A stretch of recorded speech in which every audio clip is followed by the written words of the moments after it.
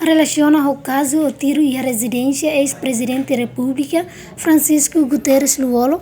Polícia Nacional Timor-Leste entrega um sample balístico baia peristo balístico usi Polícia Federal Austrália onde halo teste atu hatene modelo pistola ou kilat nebe suspeito usa. Chefe operação no Departamento Investigação Criminal PNTL, inspetor a chefe Polícia Muzino Correia Ateten, além de balístico rua e a residência Luolonian, halomos a teste hanesa ba balístico ida, nebe husi caso uma privado ida e a Matadouro. Hoje, oficialmente, kita entrega sampel ba caso incidente tiro e a ex-titular Vitor Luolo ni uma e dia 1 de janeiro de 2025. E a oportunidade era nemos kita entrega sampel do selo ira mak incidente tiro e a Matadouro e horas o lorong nebekanesa que dia 1 de janeiro de 2025. E hemos caso ira acontece e a residência Vitor Luolo niang e a setembro de 2018.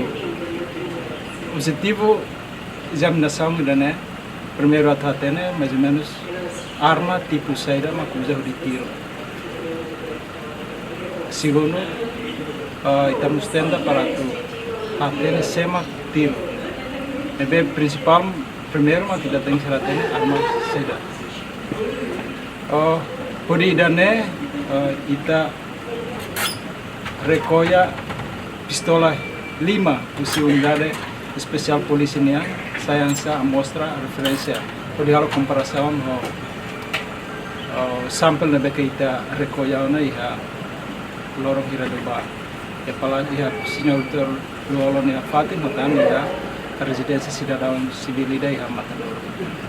Bebe presença usi tano colégio Austrália né si perito balístico niang iha Timor-Leste di apoio facilita ba exame idane.